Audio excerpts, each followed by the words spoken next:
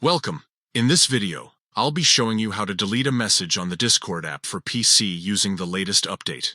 Whether you've made a typo, sent something by mistake, or just want to clean up your chat, this process is quick and very simple to do. Let's get started. First, open the Discord app on your PC. Once the app loads, navigate to the chat or server where the message is located. This could be a direct message with a friend or a channel inside one of your servers. Next, scroll until you find the message you want to delete. Once you've located it, hover your mouse over the message. As you bring your mouse pointer over it, you'll notice a set of icons appear in the upper right corner of that particular message. One of these icons looks like 3 dots in a row. Click on those 3 dots to open the options menu. From the list of options, select Delete Message.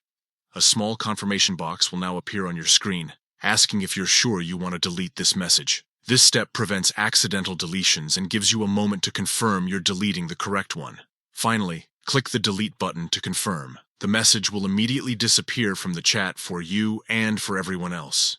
Keep in mind that once a message is deleted, it's permanently removed and cannot be restored. So always double-check before confirming. That's all there is to it.